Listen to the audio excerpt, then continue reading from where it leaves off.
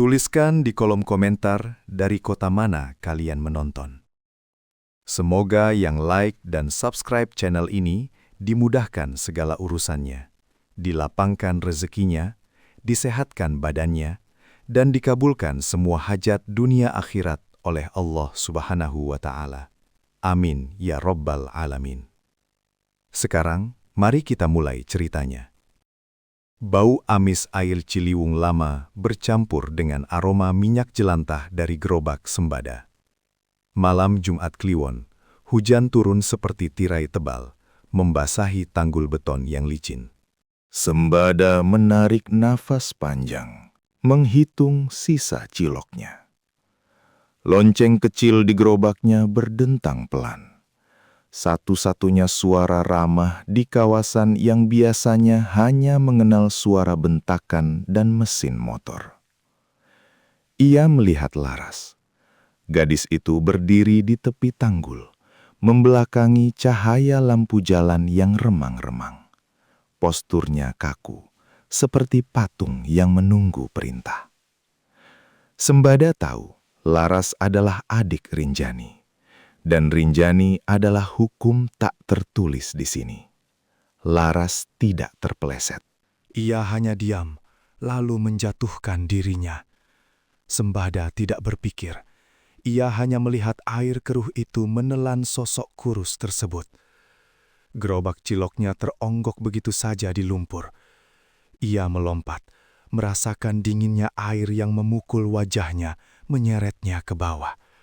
Arus deras itu bukan hanya kotor, tetapi juga kuat, seperti tangan raksasa yang ingin menariknya ke dasar. Beberapa detik yang terasa seperti jam, Sembada berhasil meraih kerah baju Laras. Gadis itu tidak melawan, hanya terbatuk-batuk, matanya kosong. Tangan kanannya memeluk erat sebuah paket kecil yang terbungkus plastik, kini basah kuyup. Dengan sisa tenaga, Sembada menyeret Laras ke daratan. Mereka terengah-engah di atas lumpur, air menetes dari pakaian mereka. Kau gila?" tanya Sembada, suaranya serak. Laras tidak menjawab. Ia hanya menatap ke belakang bahu Sembada. Ketakutan yang jauh lebih besar daripada ancaman tenggelam terpancar dari matanya. Sembada menoleh. Rinjani berdiri di sana, di bawah guyuran hujan, ditemani dua anak buahnya yang bertubuh besar. Rinjani tidak membawa payung, tetapi auranya seolah menolak basah. Ia mengenakan jaket kulit hitam yang mengilap, kontras dengan pakaian Sembada yang lusuh dan kini penuh lumpur.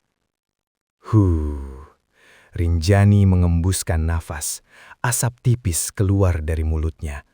Ia tidak bergerak mendekat. "Bang Rinjani," kata Sembada cepat, berusaha berdiri.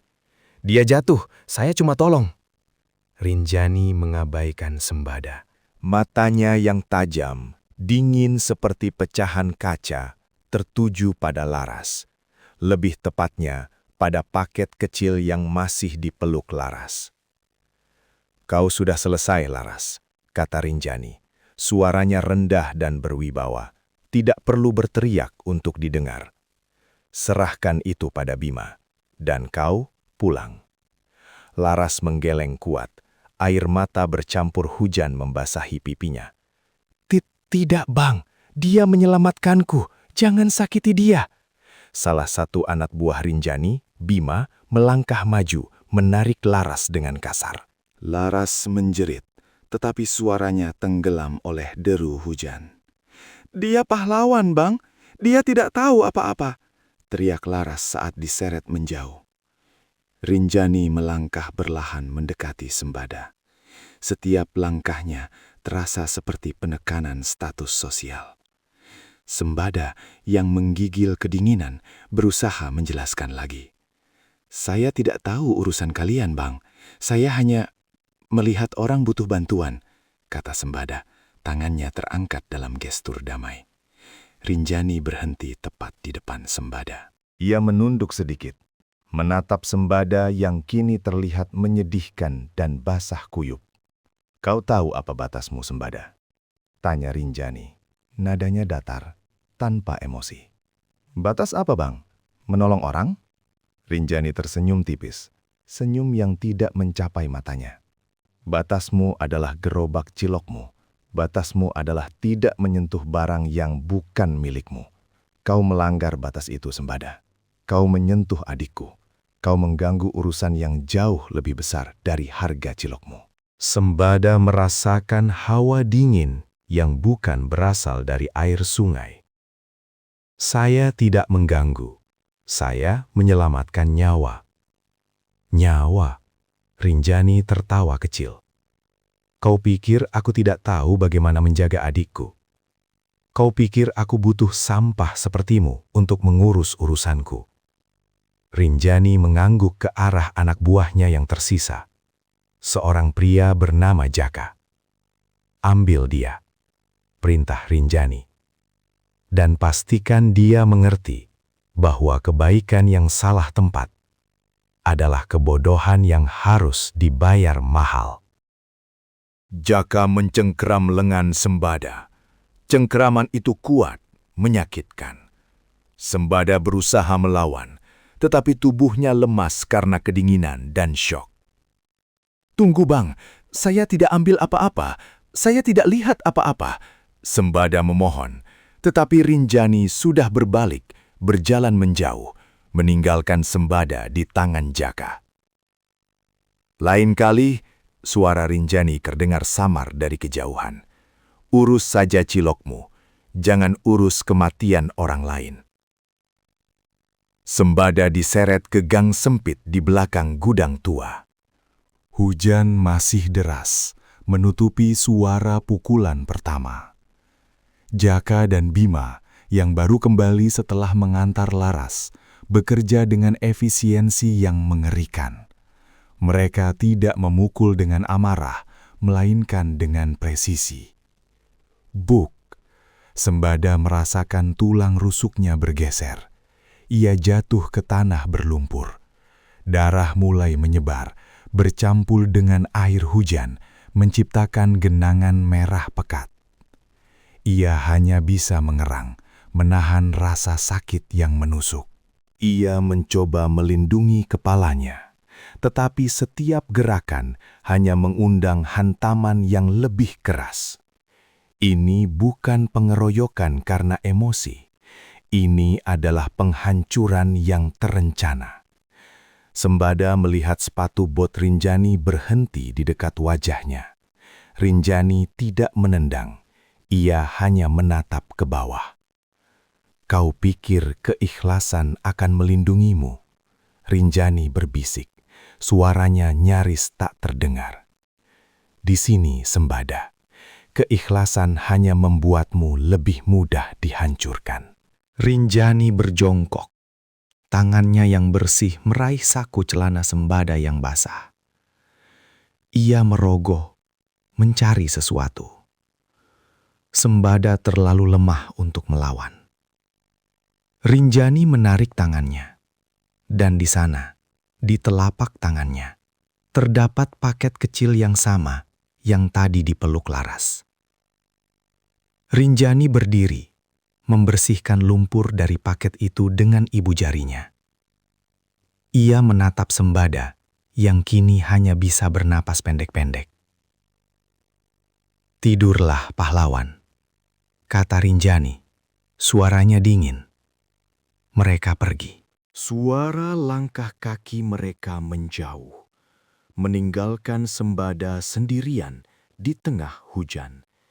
Darahnya mengalir ke selokan.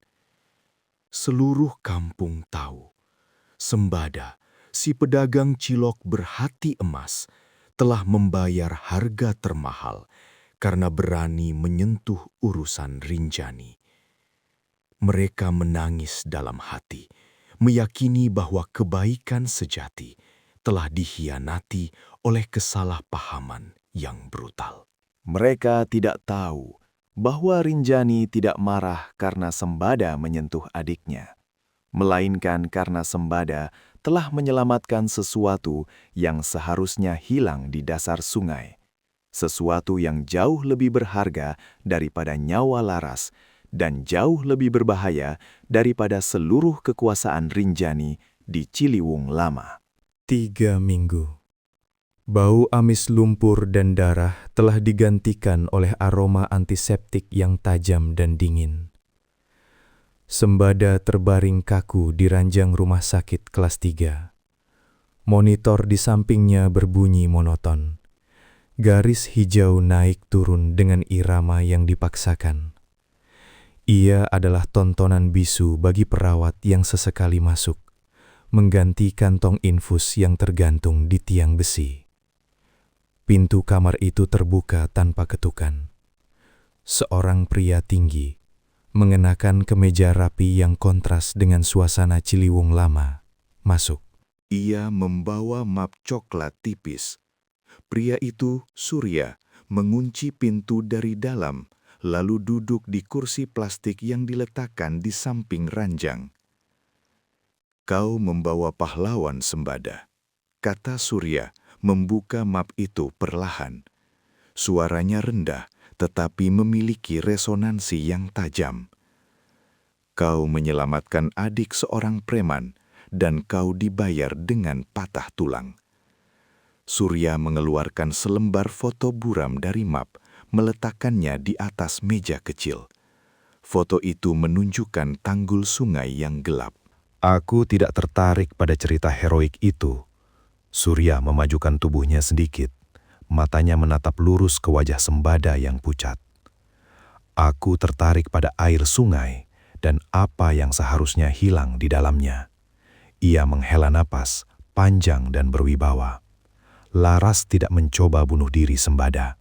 Itu narasi yang Rinjani ingin kita telan. Narasi yang membuat seluruh kampung bersimpati pada kebrutalan kakaknya. Surya menjeda, membiarkan bunyi monitor mengisi keheningan. Dia sedang melakukan penghilangan barang bukti. Surya mencondongkan tubuhnya lebih dekat, memastikan setiap kata terdengar jelas meskipun Sembada masih koma. Barang bukti yang sangat penting, kawan. Sebuah hard disk. Surya mengetuk map coklat itu.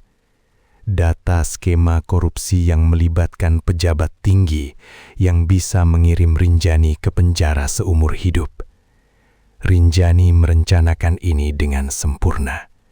Arus deras, waktu spesifik, kehancuran total data digital tanpa meninggalkan jejak fisik. Surya menyandarkan punggungnya, menyilangkan kaki. Dan kau, dengan keikhlasanmu yang bodoh itu, kau menyelamatkan gadis itu. Dan lebih parah, kau menyelamatkan paket kecil itu dari kehancuran total. Surya menutup mapnya dengan bunyi cek yang dingin. Rinjani tidak marah karena kau menyentuh adiknya. Rinjani marah karena kau menggagalkan rencana pelarian hukumnya. Garis hijau di monitor tiba-tiba bergetar liar. Iramanya menjadi cepat dan tidak teratur. Sembada membuka matanya.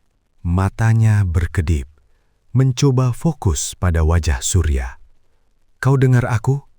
tanya Surya. Suaranya kini mendesak. Ia meraih tangan Sembada. Pengeroyokan itu bukan hukuman, Sembada. Itu adalah operasi pengambilan. Sembada hanya bisa mengangguk kecil. Gerakan yang menyakitkan. Rasa sakit fisik kini bercampur dengan kengerian yang baru. Di mana paket itu? Harddisk itu? Kau harus memberikannya padaku. "Itu satu-satunya cara kita bisa menjatuhkannya," Surya menuntut, menggenggam pergelangan tangan Sembada. Sembada mencoba berbicara, tetapi hanya erangan serak yang keluar. Ia mencoba menggerakkan tangan kirinya, merogoh saku celananya yang kini diganti piyama rumah sakit yang longgar. "Tidak ada di sini," kata Surya, membaca gerakan putus asa itu.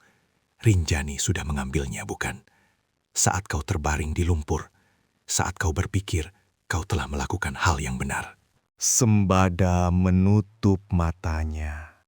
Air mata panas mengalir di pelipisnya, bercampur dengan keringat dingin. Kekalahan total. Ia telah mempertaruhkan segalanya, dan ia kehilangan barang bukti itu. Kau mempertaruhkan nyawamu, Sembada. Surya berdiri. Kekecewaan terdengar jelas dalam nada bicaranya. Ia merapikan kemejanya. Dan kau kehilangan barang bukti itu. Rinjani menang. Kau adalah ancaman paling nyata bagi kekuasaan Rinjani. Bukan karena kau baik, tapi karena kau memegang kunci penjara seumur hidupnya. Dan kau membiarkannya pergi. Surya berjalan ke pintu. Sebelum membuka kunci, ia menoleh sekali lagi. Di dunia Rinjani, kebaikan adalah kelemahan, Sembada. Dan kelemahan harus dibayar mahal, katanya, lalu menghilang, meninggalkan keheningan yang lebih berat daripada sebelumnya. Sembada menatap langit-langit putih. Ia selamat, tetapi keikhlasannya telah menjadi bumerang. Ia telah membayar harga termahal untuk sebuah kegagalan. Ia telah menyelamatkan Laras, tetapi ia telah gagal menyelamatkan keadilan. Aku tidak menyelamatkan siapa-siapa. Aku hanya menunda kehancuran yang sudah pasti. Dan kini, aku harus hidup dengan bayangan bahwa niat suci bisa menjadi senjata paling merusak di tangan takdir yang kejam. Keheningan di ruang rawat kelas 3 itu terasa lebih berat daripada beban tubuh Sembada. Surya telah pergi, meninggalkan bau parfum mahal yang kontras dengan aroma antiseptik rumah sakit. Sembada menatap langit-langit, mencari pola retakan yang tidak ada.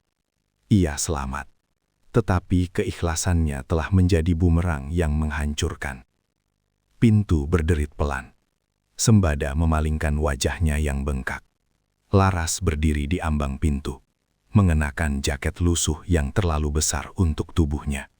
Gadis itu tidak masuk sepenuhnya. Ia hanya menyembulkan kepala. Matanya yang cekung bergerak gelisah, memeriksa koridor di belakangnya.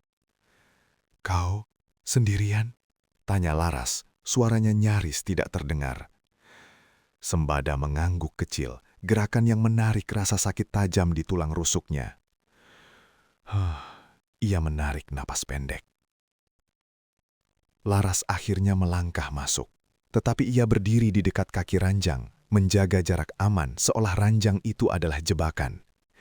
Ia memilin ujung jaketnya. Mereka bilang, kau pahlawan, kata Laras tidak menatap Sembada. Aku hanya melakukan apa yang harus kulakukan. Jawab Sembada, suaranya serak. Ia mencoba menggerakkan tangan kirinya yang kini bebas dari infus, tetapi otot-ototnya menolak. Laras tertawa kecil, tawa yang kering dan getir. Pahlawan di Ciliwung Lama, itu sama saja dengan bunuh diri yang tertunda. Kakakmu, dia tidak mengerti, kata Sembada, memilih kata-kata dengan hati-hati. Laras mengangkat wajahnya, matanya memancarkan ketakutan yang dalam. Dia mengerti, Sembada. Dia sangat mengerti. Itu masalahnya. Sembada terdiam. Ia tahu Laras tidak membicarakan kesalahpahaman tentang sentuhan atau kehormatan. Mereka membicarakan paket yang kini hilang. Dia bilang, kau pantas mendapatkannya. Bisik Laras menunduk lagi. Dia bilang, kau melanggar batas yang tidak seharusnya kau sentuh. Aku tidak menyentuh apa-apa, Laras, kata Sembada, menatap lurus ke mata gadis itu. Ini adalah janji. Aku hanya melihatmu di air. Laras menghela napas panjang, lega yang bercampur kengerian. Ia melangkah maju, mendekati ranjang, dan meletakkan sebuah bungkusan kecil berisi makanan di meja samping. Kau harus makan, katanya. Mereka bilang, kau harus cepat pulih, agar aku bisa kembali menjual cilok. Tanya Sembada. Senyum pahit tersungging di bibirnya yang pecah. Agar kau bisa... Diam. Koreksi Laras. Suaranya tegas, tetapi matanya memohon. Kau harus diam, Sembada. Kau tidak melihat apa-apa. Kau tidak tahu apa-apa tentang tanggul itu, tentang malam itu. Sembada memejamkan mata, mengingat kata-kata Surya. Rinjani tidak marah karena kesalahpahaman. Rinjani marah karena Sembada telah menggagalkan rencana pelarian hukumnya. Aku tidak melihat apa-apa, ulang Sembada, nadanya datar. Aku hanya ingat, airnya dingin sekali. Laras mengangguk cepat, air mata mulai mengenang. Iya, airnya dingin. Dan kau menyelamatkanku dari air itu. Hanya itu. Hanya itu. Sembada mengiyakan, mengukuhkan kebohongan yang akan menjadi benteng pertahanannya. Laras menyeka air matanya dengan punggung tangan. Ia melirik ke pintu lagi. Kegelisahannya kembali. Aku harus pergi, katanya, mundur selangkah. Dia tidak suka aku lama-lama di sini. Dia bilang, orang-orang sepertimu menularkan kelemahan. Sembada hanya bisa menatapnya. Ia melihat bayangan Rinjani di balik setiap gerakan Laras, di balik setiap kata yang tidak terucapkan. Jaga dirimu, Laras, kata Sembada. Kau juga, balas Laras. Ia berbalik cepat, membuka pintu dan menghilang secepat ia datang. Pintu itu tertutup dengan bunyi klik yang tajam. Sembada mencoba menggerakkan kakinya, merasakan nyeri tumpul di sekujur tubuhnya. Ia telah menyelamatkan Laras dari air, tetapi ia telah menyerahkannya kembali ke dalam sangkar yang lebih kejam. Ia telah mempertaruhkan nyawanya, dan ia kehilangan barang bukti itu. Rinjani menang. Ia meraih bungkusan makanan yang ditinggalkan Laras. Isinya nasi dan lauk sederhana. Di bawah bungkusan itu, terselip selembar uang 100 ribuan yang dilipat rapi. Uang itu bersih, baru, dan terasa asing di tangan Sembada. Ia membalik uang itu. Di bagian belakang, Laras menulis dengan pensil, tulisan tangan yang terburu-buru. Dia tahu kau tidak akan bicara. Dia bilang kau akan diam. Karena kau tahu dia bisa mengambil yang kau sayangi. Sembada meremas uang itu. Ancaman itu jelas, dingin dan terukur. Rinjani tidak lagi berurusan dengan premanisme kampung. Ia berurusan dengan strategi penghancuran total. Aku tidak hanya kehilangan hard disk itu. Aku kehilangan hak untuk bicara. Aku telah membayar harga termahal untuk sebuah kegagalan. Dan kini, aku harus hidup dalam keheningan, membawa beban bahwa niat suci bisa menjadi senjata paling merusak di tangan takdir yang kejam. Pikir Sembada, menatap uang yang kini basah oleh keringat dinginnya. Kebaikan adalah ancaman paling nyata bagi Rinjani, dan ancaman harus dibungkam, bukan dihukum. Keheningan di kamar kelas 3 itu terasa lebih berat daripada gips yang membalut lengan kiri Sembada. Bau antiseptik bercampur dengan aroma nasi bungkus yang sudah dingin. Uang 100 ribuan dari Laras masih terlipat di bawah bantalnya.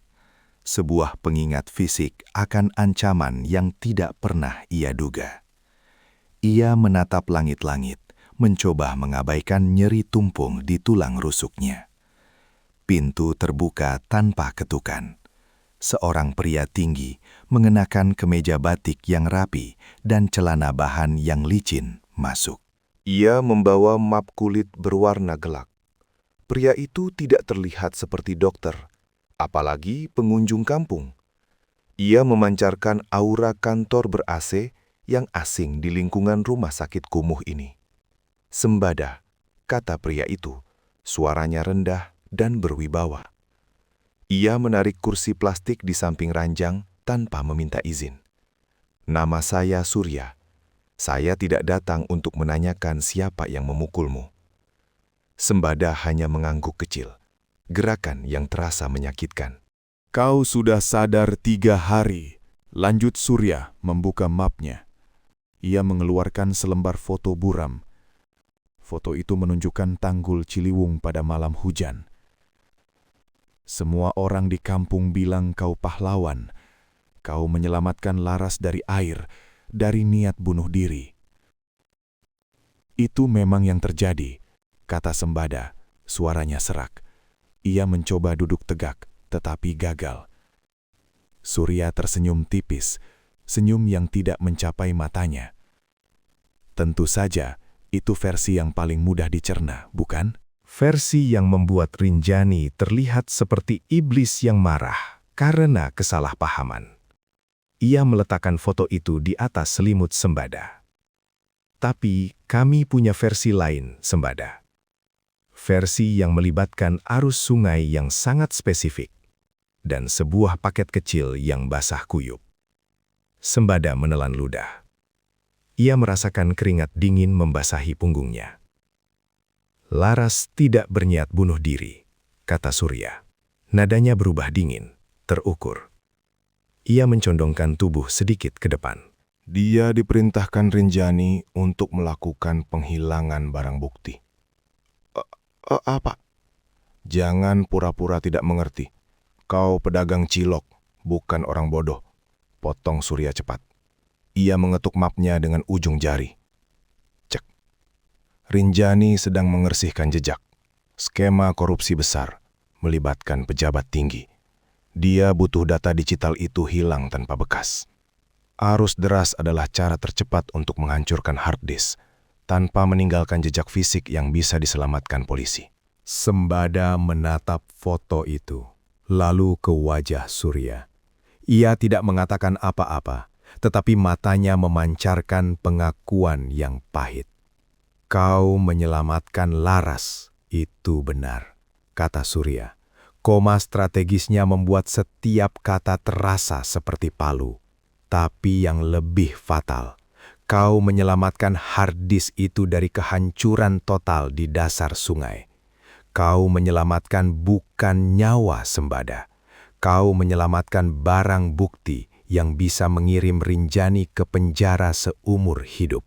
Sembada memejamkan mata. Dia Dia tidak tahu apa itu. Tentu saja dia tahu. Dia memeluknya erat-erat, bukan? Itu instruksi. Rinjani tahu Laras akan selamat. Dia hanya butuh waktu agar data itu hancur. Kau mengacaukan seluruh rencana pelariannya. Surya menyandarkan punggungnya, menatap Sembada dengan tatapan menilai. Pengeroyokan itu, Sembada, bukan hukuman atas sentuhan. Itu adalah operasi kejam untuk mengambil kembali hard disk yang kini berada di tanganmu. Keheningan kembali menyelimuti ruangan. Sembada merasakan denyutan di pelipisnya. Lalu, kenapa kau datang? Tanya Sembada. Suaranya nyaris berbisik. Jika itu barang bukti, kenapa kau tidak mencarinya saat aku di sini? Surya tersenyum lagi. Kali ini lebih lebar, lebih sinis. Kami sudah mencarinya. Di gerobakmu, di rumahmu, di pakaianmu. Kami tidak menemukannya. Ia mengambil nafas pendek. Rinjani berhasil mendapatkannya kembali, Sembada. Saat kau tak berdaya, saat kau koma, dia mengirim orangnya. Dia berhasil. Sembada merasakan seluruh energinya terkuras. Ia telah mempertaruhkan nyawanya, dihajar hingga nyaris mati, dan semua itu sia-sia. Dia menang, kata Sembada, suaranya datar. Dia lolos dari jerat hukum. Ya, koreksi Surya. Tapi dia harus hidup dengan bayangan bahwa dia menghajar pria yang menyelamatkan adiknya. Semua demi mempertahankan rahasia kekuasaannya. Dan kau mendapatkan kebenaran. Itu lebih berharga daripada keadilan di Ciliwung. Surya menutup mapnya dengan bunyi plak yang keras. Ia berdiri. Kami tidak bisa melindungimu, Sembada. Kau sudah tidak punya barang bukti. Kau hanya punya informasi. Dan Rinjani tahu kau akan diam. Surya berjalan menuju pintu. Dia tahu kau akan diam karena kau sudah membayar harga termahal untuk sebuah kegagalan. Sembada meraih bantalnya, tangannya gemetar. Ia menarik keluar uang 100 ribuan itu, meremasnya. Dia bilang, "Aku akan diam." Karena dia bisa mengambil yang kau sayangi, kata Sembada, menatap punggung Surya. Surya berhenti di ambang pintu. Ia tidak menoleh. Maka diamlah, Sembada. Di dunia Rinjani, kebaikan adalah ancaman paling nyata. Dan ancaman harus dibungkam, bukan dihukum. Pintu tertutup. Sembada ditinggalkan sendirian dengan kebenaran yang menusuk. Ia menatap uang yang kini basah oleh keringat dinginnya. Ia telah kehilangan segalanya, tetapi ia mendapatkan pemahaman yang mengerikan. Aku telah membayar harga termahal untuk sebuah kepahlawanan yang hanya menghasilkan kegagalan hukum, pikir Sembada, membiarkan air mata panas mengalir ke pelipisnya. Aku tidak hanya kehilangan harddisk itu, aku kehilangan hak untuk bicara. Aku telah menyerahkan keikhlasan pada takdir yang kejam, dan kini aku harus hidup dalam keheningan, membawa beban bahwa niat suci bisa menjadi senjata paling merusak. Cahaya sore yang dingin menyelinap masuk melalui celah tirai rumah sakit yang kusam, menerangi debu yang menari di udara. Sembada menatap langit-langit, merasakan nyeri tumpul di setiap persendiannya. 3 minggu koma telah merenggut berat badannya, meninggalkan kulit yang pucat dan mata yang terlalu besar. Ia tidak lagi memegang uang 100 ribuan itu. Ia hanya memegang kebeningan yang mengerikan. Rinjani menang. Pintu kamar berderit pelan. Seorang wanita paruh baya dengan kerudung lusuh, Bu Siti, masuk membawa tas plastik berisi buah-buahan dan bungkusan nasi. Aroma kunyit dan bawang goreng langsung mengalahkan bau antiseptik. "Ya Allah, Nak Sembada," kata Bu Siti, suaranya bergetar. Ia meletakkan tas itu di meja samping ranjang, lalu menarik kursi plastik dengan bunyi kriat yang memekakkan. "Kau harus makan, Nak." Kampung semua menangis. Mereka bilang, "Kebaikanmu dibalas racun." Sembada hanya menggeser pandangannya dari langit-langit ke wajah Bu Siti. Ia tidak menjawab. Mereka bilang, "Kau pahlawan. Kau menyelamatkan anak iblis itu." Lanjut Bu Siti, mencondongkan tubuhnya ke depan. "Rinjani itu iblis. Dia tidak punya hati." Sembada memejamkan mata sejenak, menarik napas pendek. Ia merasakan denyutan di tulang rusuknya yang baru disambung. "Laras, gadis itu, dia harusnya bersujud padamu," kata Bu Siti, menyeka sudut matanya. "Dia harusnya bersaksi." Tapi dia diam. Dia tidak bicara sepatah kata pun saat kau dihajar. Dia hanya melihat. Sembada membuka matanya. Ia meraih gelas air di nakas. Tangannya gemetar. "Dia tidak perlu bersujud," kata Sembada. Suaranya serak dan rendah. Ia menyesap air perlahan. "Tapi dia diam, Nak. Itu yang membuat kami marah." Bu Siti memukul lututnya sendiri. "Kau pahlawan, Sembada. Kau harus bicara. Kau harus bongkar semua ini. Polisi datang, tapi mereka bilang tidak ada saksi. Kau harus bicara, Nak." Kau harus bilang Rinjani yang melakukannya. Sembada meletakkan gelasnya kembali. Bunyinya terlalu keras di ruangan yang sunyi itu. Ia memutar kepalanya, menatap Bu Siti lurus-lurus. "Tidak ada yang perlu dibongkar, Bu," katanya, menekan setiap kata. Bu Siti mengerutkan kening. Apa maksudmu?" "Saya terpeleset," Sembada menegaskan, matanya dingin. Ia menunjuk ke luka jahitan di pelipisnya. "Saya terpeleset di tanggul. Saya jatuh. Itu saja." Bu Siti terdiam. Ia menatap luka di wajah Sembada, lalu ke perban tebal di lengan kirinya. "Terpeleset?" Bu Siti berbisik, tidak percaya. "Kau dihajar dengan palu, Nak. Jangan bohongi kami. Jangan bohongi dirimu sendiri." Sembada menghela napas, panjang dan berat. "Saya sudah bilang." Sembada mengulang, kini dengan nada yang lebih tegas, lebih berwibawa. "Saya tidak mau ada masalah lagi. Saya hanya mau pulang. Saya hanya mau kembali menjual cilok." Bu Siti menggelengkan kepala. Air matanya mulai menetes. "Kau takut, Nak? Kau takut pada Rinjani?" Sembada memalingkan wajahnya ke jendela. Ia melihat bayangan dirinya yang kurus terpantul di kaca. "Ketakutan, itu mahal harganya, Bu," kata Sembada. Ia tidak menoleh. "Dan saya sudah membayar harga termahal. Saya tidak mau ada tagihan lagi." Bu Siti mengerti, bukan dari kata-kata Sembada, melainkan dari cara Sembada menolak menatapnya. Keheningan itu adalah pengakuan. Kau menyerah?" tanya Bu Siti. Suaranya patah. Sembada meraih selimutnya, menariknya hingga menutupi dagu. Ia memejamkan mata, mengakhiri percakapan itu secara fisik. "Saya hanya ingin hidup, Bu," kata Sembada. Bu Siti bangkit perlahan. Ia mengambil bungkusan nasi kuning itu dan meletakkannya di nakas, dekat gelas air. Ia tidak berani menyentuh Sembada. Ia hanya menatap sosok yang kini memilih menjadi patung itu. "Baiklah, Nak," kata Bu Siti.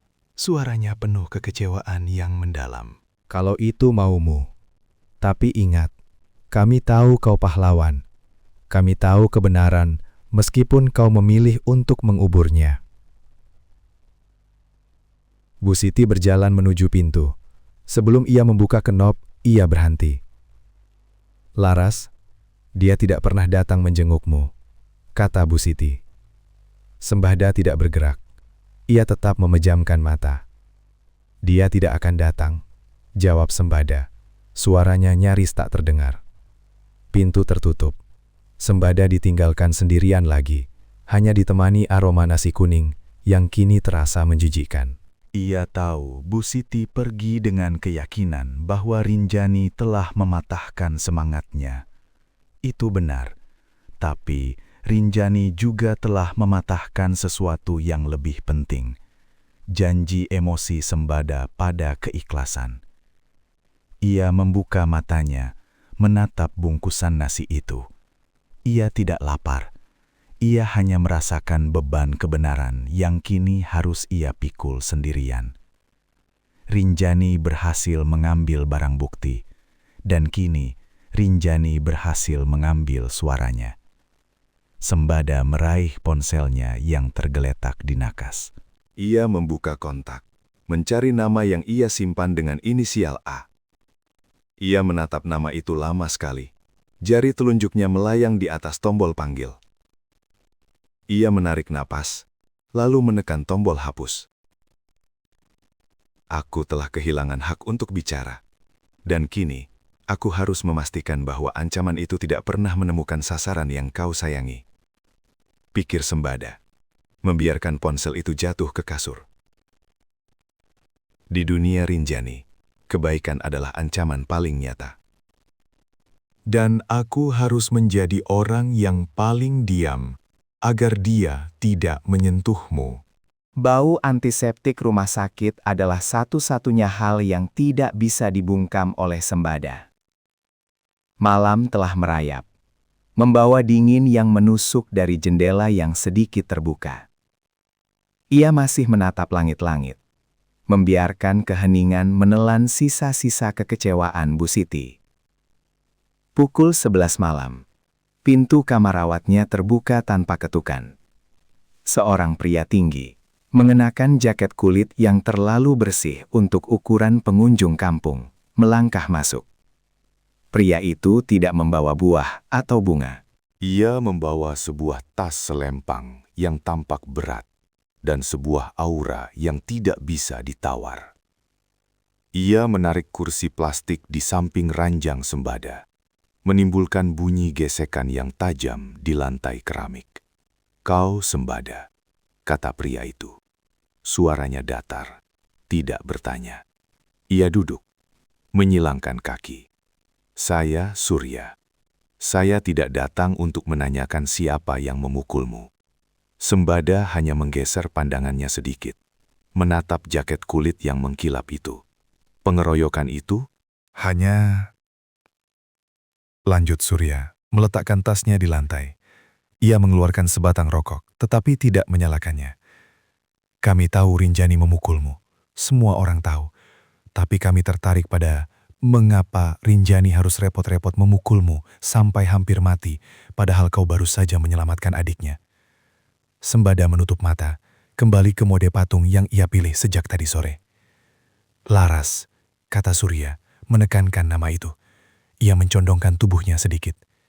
Dia tidak terpeleset. Dia tidak bunuh diri. Dia sedang bekerja. Sembada membuka matanya lagi. Ia merasakan denyutan di pelipisnya. Pekerjaan yang sangat spesifik, tambah Surya, mengeluarkan sebuah foto buram dari saku jaketnya.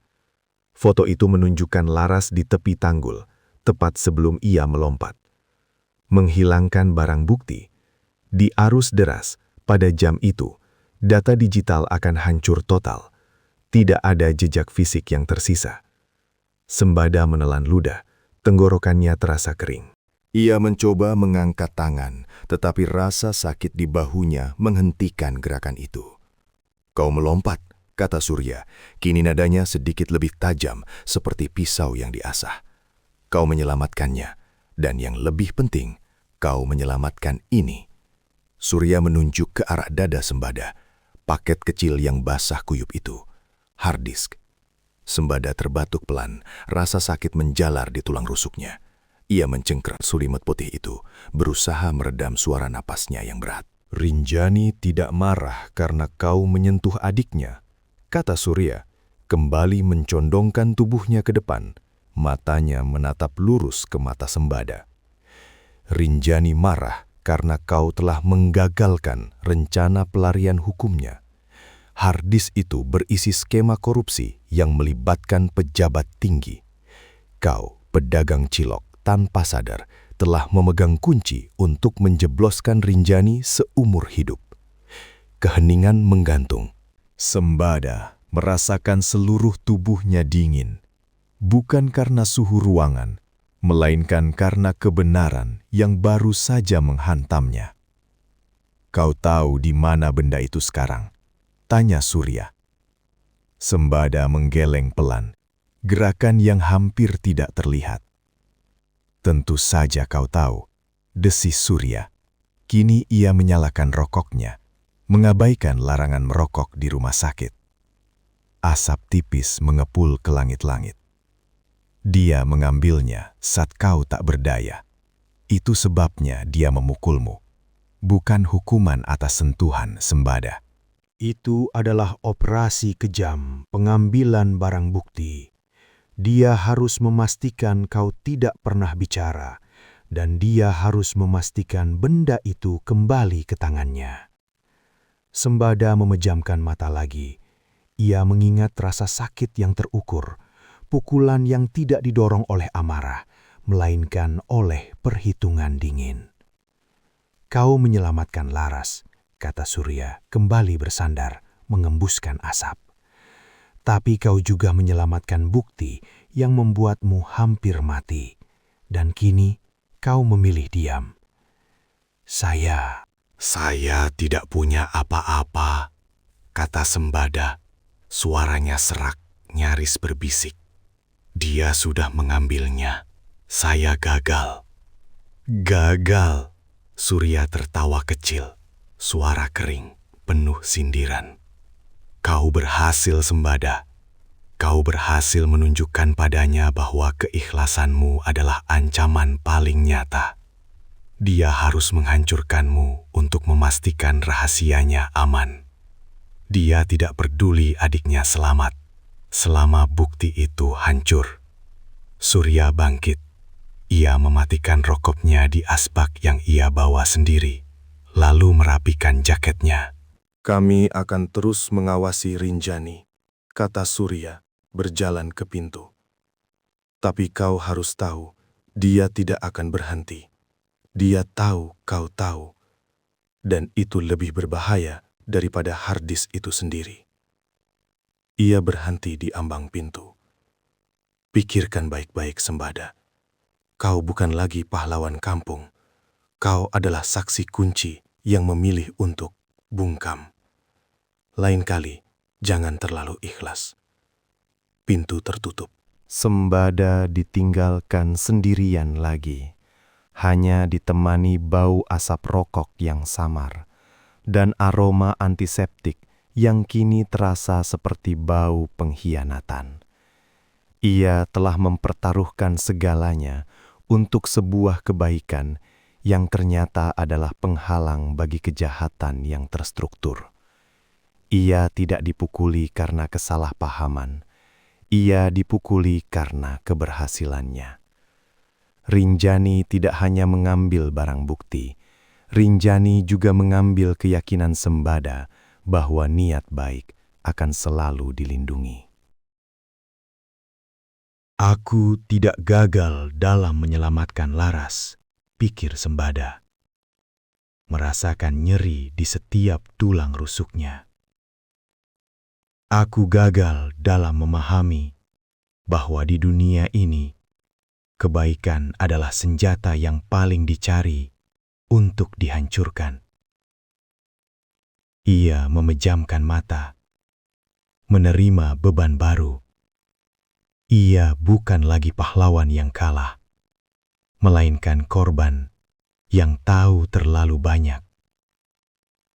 Dan kini, aku harus hidup dengan kebenaran bahwa aku telah membayar harga termahal untuk sebuah harddisk yang bahkan tidak bisa aku pertahankan. Bau antiseptik masih melekat kuat, bercampur dengan aroma sisa rokok Surya yang kini sudah hilang. Sembada menatap langit-langit putih, menghitung retakan yang ada. 3 minggu koma telah merenggut berat badannya, menyisakan kulit pucat yang membungkus tulang-tulang yang baru tersambung. Ia tidak lagi merasakan sakit fisik, hanya kekosongan yang dingin. Sebuah kesadaran bahwa keikhlasan telah menjadi racun. Pintu kamar rawatnya diketuk pelan, 2 kali. Sembada tidak menjawab. Pintu itu terbuka perlahan, memperlihatkan Laras yang berdiri di ambang pintu, mengenakan jaket lusuh yang terlalu besar untuknya. Ia tampak lebih kurus, matanya bengkak, dan ia membawa sebuah bungkusan kertas minyak di tangan kirinya. "Bapak Sembada?" tanya Laras. Suaranya nyaris tak terdengar. Sembada hanya mengangguk kecil, gerakan yang terasa berat di lehernya. Laras masuk, menarik kursi plastik di samping ranjang dengan hati-hati. Seolah takut suara gesekannya akan memanggil sesuatu yang buruk. Saya bawakan ini, kata Laras, meletakkan bungkusan itu di meja nakas. Cilok, tapi bukan buatan Bapak. Sembada memejamkan mata sejenak, mengembuskan nafas panjang. Kau tidak perlu repot-repot, Laras, kata Sembada.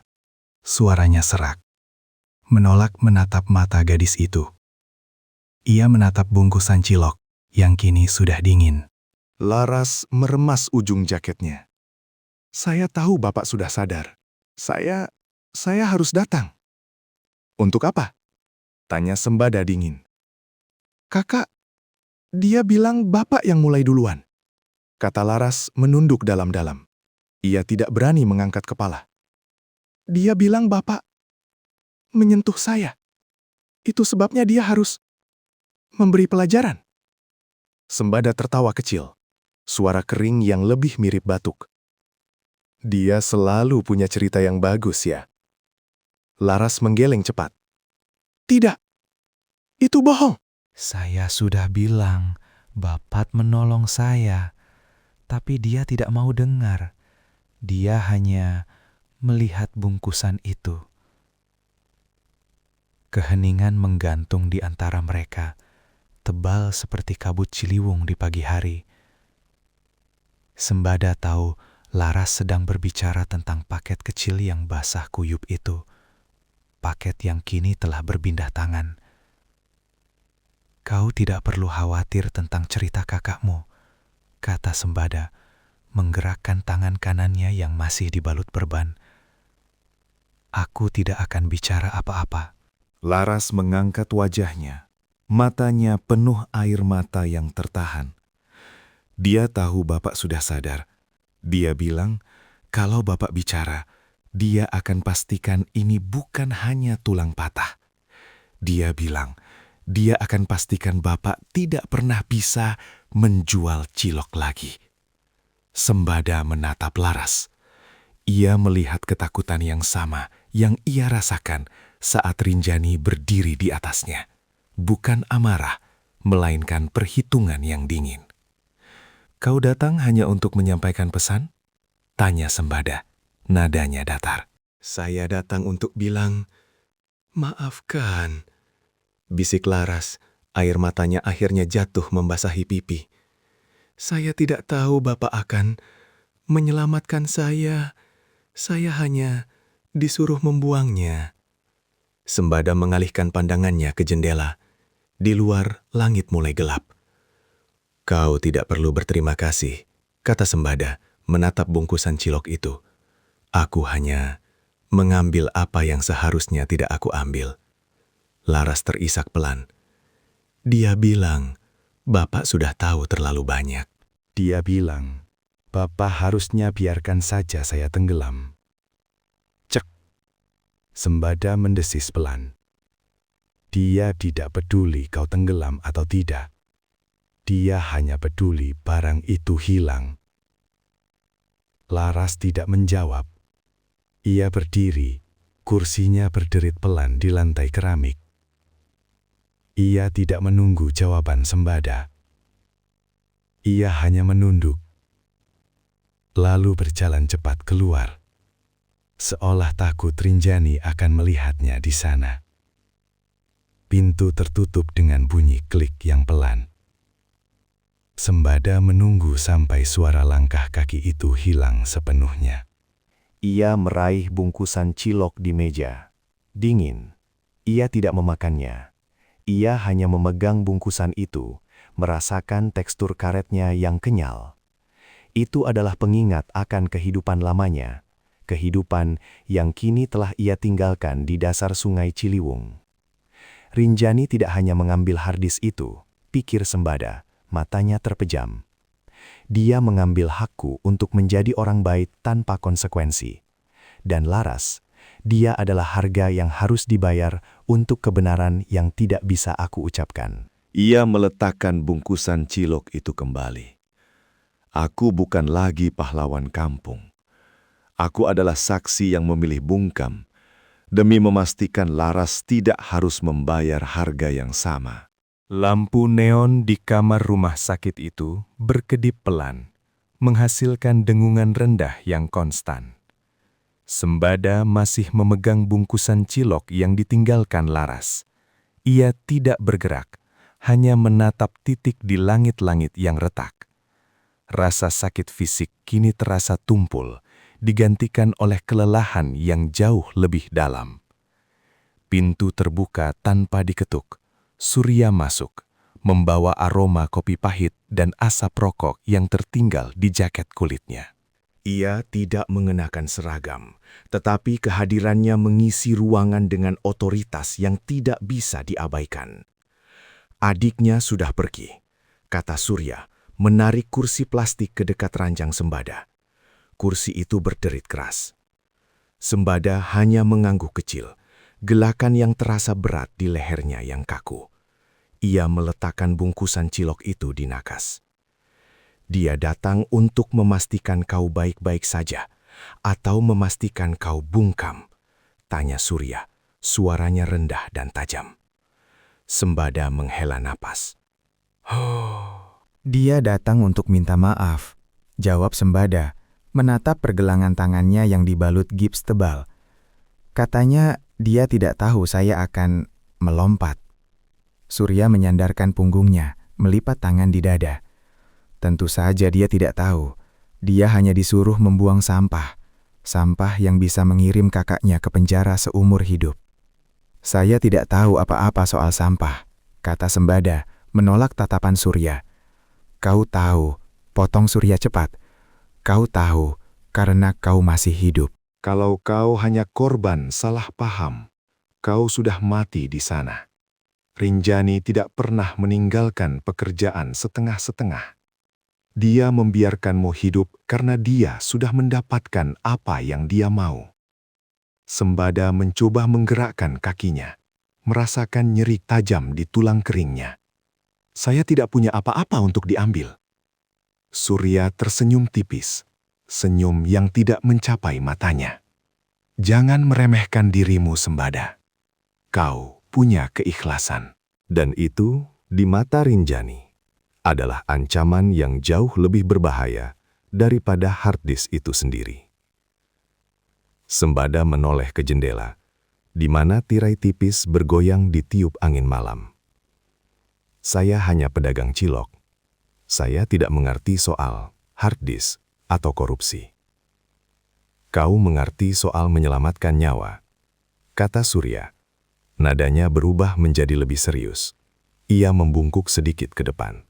Kau menyelamatkan Laras, dan kau secara tidak sengaja menyelamatkan barang bukti yang seharusnya hilang di arus deras. Rinjani tidak marah karena kau menyentuh adiknya. Dia marah karena kau menggagalkan rencana pelariannya. Sembada memejamkan mata. Ia mengingat rasa sakit saat dipukuli. Bukan pukulan yang membabi buta, melainkan pukulan yang terukur, yang bertujuan melumpuhkan, bukan membunuh. Dia berhasil mendapatkannya kembali. Bisik Sembada, suaranya serak. Surya mengangguk, mengonfirmasi. Tentu saja, saat kau terbaring tak berdaya, itu adalah hal termudah di dunia. Kami tidak menemukan apa-apa di TKP. Tidak ada saksi yang berani bicara. Dan kau tidak ingat apa-apa kan? Sembada membuka matanya. Ia menatap Surya, melihat harapan terakhir dari hukum yang kini bergantung pada kesaksiannya. Saya ingat, rasa sakit, kata Sembada. Perlahan, ia meraih gelas air di nakas, meminumnya sedikit demi sedikit. Saya ingat Rinjani berdiri di atas saya. Dia bilang, lain kali, jangan jadi pahlawan. Dan kau akan mendengarkannya? Desak Surya. Kau akan membiarkan kebaikanmu menjadi senjata yang menghancurkan dirimu sendiri? Kau bisa menjeratnya, Sembada. Kau bisa menjadi saksi kunci. Sembada meletakkan gelas itu kembali. Bunyi klak kecil terdengar di ruangan yang sunyi. Kalau saya bicara, kata Sembada, suaranya datar. Laras akan membayar harganya. Dia sudah cukup membayar dengan ketakutan yang dia rasakan. Surya terdiam. Ia menatap Sembada, mengamati wajah yang kini penuh bekas luka dan memar. Ia melihat bukan lagi pedagang cilok yang naif, melainkan seorang pria yang baru saja lulus dari sekolah kejam yang dijalankan oleh Rinjani. "Jadi, kau memilih untuk kalah," kata Surya, menyimpulkan. "Saya memilih untuk hidup," balas Sembada. Ia mencoba tersenyum, tetapi hanya menghasilkan kerutan menyakitkan di sudut bibirnya. Dan saya memilih untuk memastikan Laras juga hidup. Dia sudah diselamatkan dari air. Saya tidak akan membiarkan dia tenggelam di darat. Surya menghela napas panjang. Ia berdiri, mendorong kursi plastik itu kembali ke tempatnya. "Baiklah, Sembada," kata Surya, mengenakan kembali jaketnya. "Secara hukum, kau adalah korban pengeroyokan biasa. Tidak ada motif tersembunyi, tidak ada barang bukti yang hilang. Kau hanya sial." "Itu yang terjadi," kata Sembada, mengangguk. Surya berjalan menuju pintu. Sebelum ia keluar, ia berhenti dan menoleh. Rinjani lolos dari jerat hukum, tapi dia harus hidup dengan bayangan bahwa dia menghajar pria yang menyelamatkan adiknya. Itu mungkin hukuman yang lebih lama daripada penjara. "Saya tidak peduli soal hukuman," kata Sembada, memejamkan mata lagi. "Saya hanya ingin menjual cilok lagi." Pintu tertutup. Sembada menunggu beberapa saat, memastikan Surya benar-benar pergi. Ia meraih bungkusan cilok yang sudah dingin itu. Ia meremasnya pelan di tangannya. "Aku telah membayar harga termahal untuk sebuah kepahlawanan yang hanya menghasilkan kegagalan hukum," pikir Sembada. "Aku kehilangan segalanya, tetapi aku mendapatkan kebenaran pahit. Di dunia Rinjani, kebaikan adalah ancaman paling nyata. Dan aku akan menjadi ancaman yang bungkam." Ia membiarkan bungkusan cilok itu jatuh ke lantai. "Aku bukan lagi pahlawan kampung. Aku adalah saksi yang memilih bungkam, demi memastikan Laras tidak harus membayar harga yang sama."